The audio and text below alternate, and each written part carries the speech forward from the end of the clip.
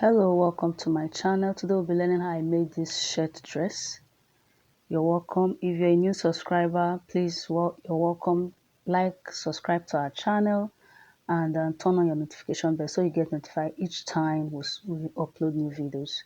These are what I need for this tutorial. The fabric, I need my tape ruler, marker pen, all the necessary tools I need. I've placed out my pattern paper and I've marked my baseline, my chest line, my waistline, and the hip line. Those are the three things we actually need for this. So now I'm imputing my shoulder. Then my shoulder length is 8. The shoulder length I use is 8. Please use your measurement. Very important to use your measurement. The neck depth I did 3.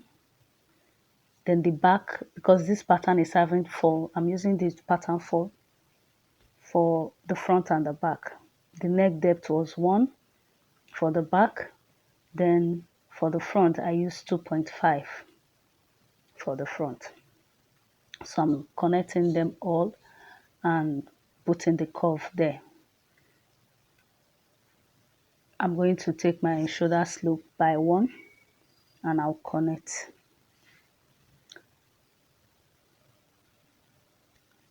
I'm dividing my shoulder slope into 2. I went in by 0.5. Then I divide it into 2. I've already indicated the 0.5 I went in by, then I connect. That's how to eliminate gap by your armhole region. So now I'm imputing the body measurement, the chest line, then the waistline.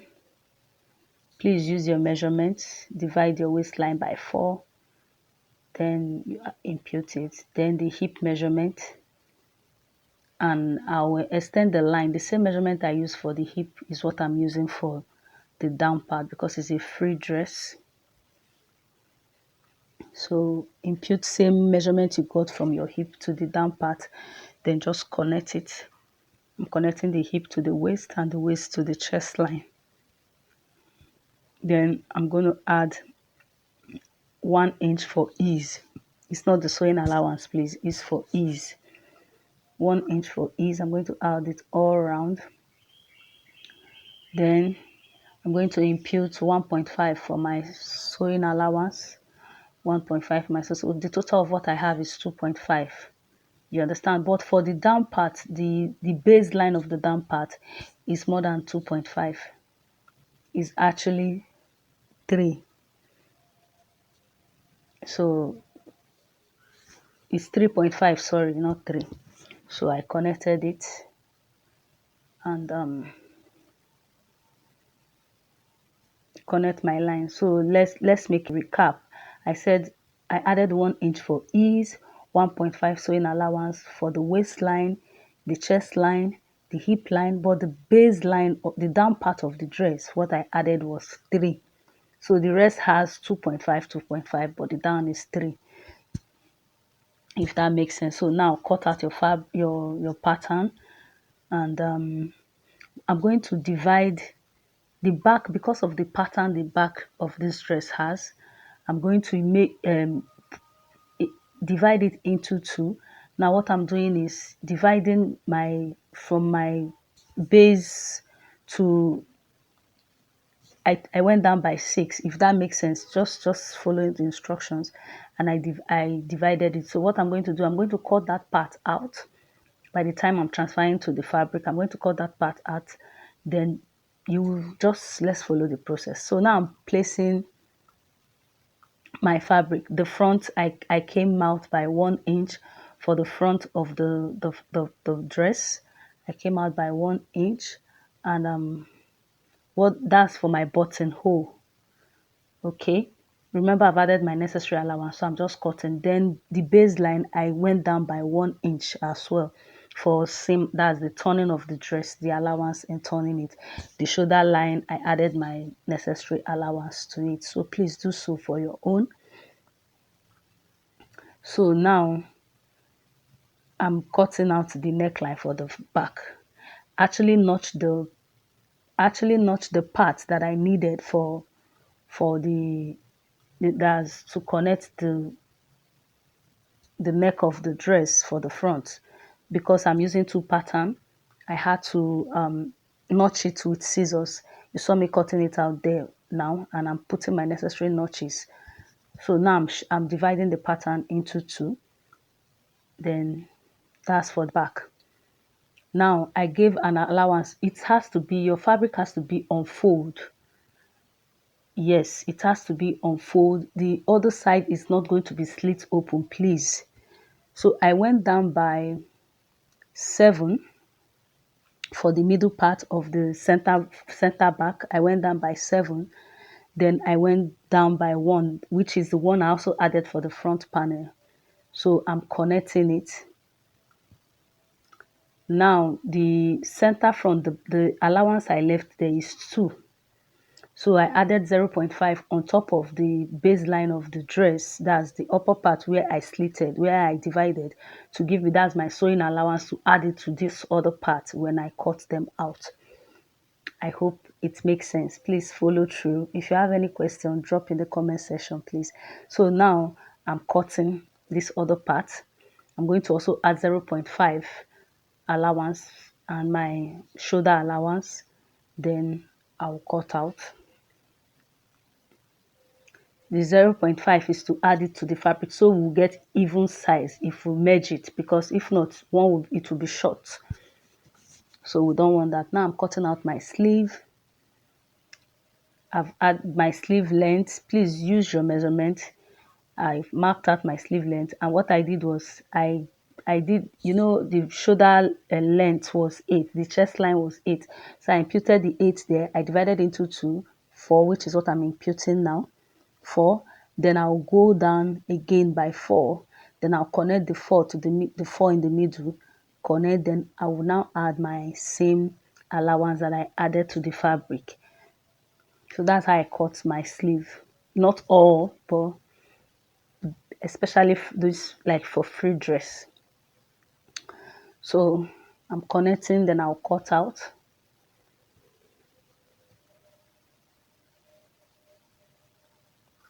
Cutting my fabric out,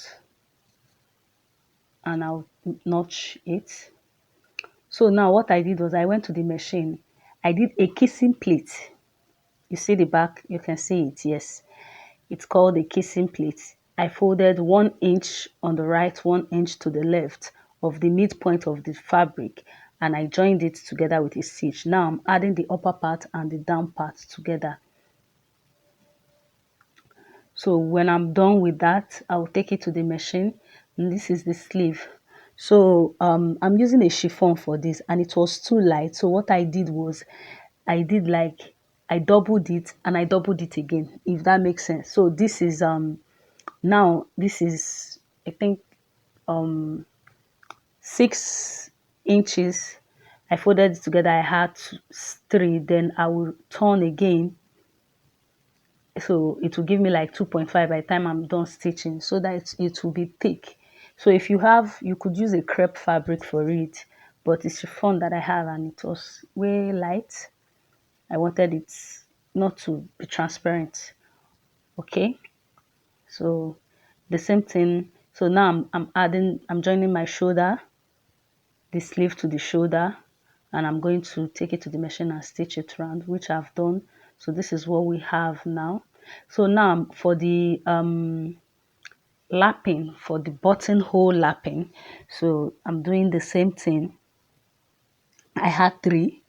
The total cutout is 3 with the length of the dress. So what I'm going to do again, I'm going to fold it like into 2, because if you're I'm not adding an interface to it, because if it's not thick, if you take it to the where they will put your buttonhole, the weaving won't come out neat. So that is the reason I did that. But if you're using crepe, you don't need to go through this long process of doubling it and redoubling it. Okay, so just so on your allowance and lap it, you have your accurate measurement. So I'm going to stitch my dress with 1.5 allowance that I added to the dress, if that makes sense. You remembered I said my allowance was 1.5, so I'll stitch through with 1.5. So use the allowance you added to it to stitch, do your measurement and stitch. So now let's make the collar. Now I'm going to measure my neckline round. Whatever I have, I will divide it into two. So I will divide it into two, trying to show you that it's going to lap. So it might look long, but it's going to lap. So that is the SS. That one is a buttonhole lapping. So what I had, I imputed there. I had 11. So that's what I imputed there. So I'm going to go up by 1.5. I'm indicating where my line is going to stop. So I'm going to go up by 1.5. 1 inch, sorry, not 1.5. I went up by 1, and I went up again by 2 because it's a cut together collar. Then at this baseline, I'm going to come in by 1. I will indicate the point there, then I'll make a curve. I'll make a curve. This, you see this point that this curve ended from, I'm also going to use indicate it there to the 2 point upward. 2 inch I went up upward, then I'll use a broken line. So I will connect, just keep that in mind. And from that broken line, I'm going to go out by 1. But this is optional. It depends on how long you want your collar stand to be, the one in front, you know. So if you want it longer, you can go up maybe by 2. You can go out by 2 or by 3, depend on what you want. But I did 1, and I went there. That place I went up again by 0.5. Then I connect. So what that 0.5 I went up in, what is going to do is going to help my collar neck sit properly. You know, the neck, there's a curve in your neckline, so it's going to make it lap when you're sewing it round. So I'm going to cut out. But what I would advise, if you're cutting out your interface should be of the same length with your pattern paper for the collar. So now I'm going to add 0.5 allowance round the down part, the upper part, the side 0, I did 0.2, then the upper part 0.5. Make sure you pin so your paper don't move around.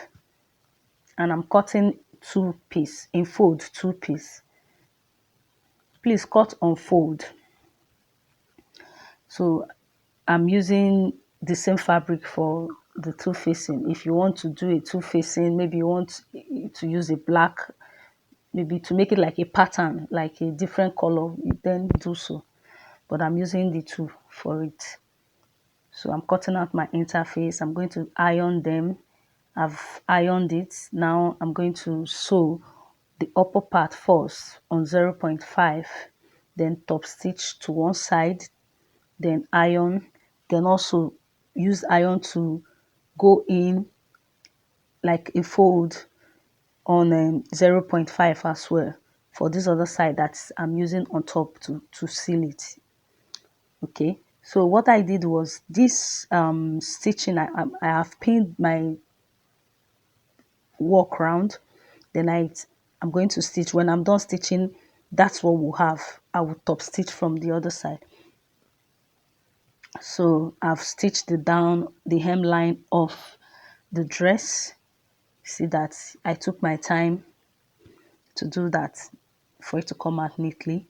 So what I did here is I stitched in the ditch. I had a tutorial on how to stitch in the ditch. It's lovely if you know how to do it. It makes your work come out neat and perfect. So I did a stitch in the ditch. You can go check my previous videos on how to do that. So that was the stitching I used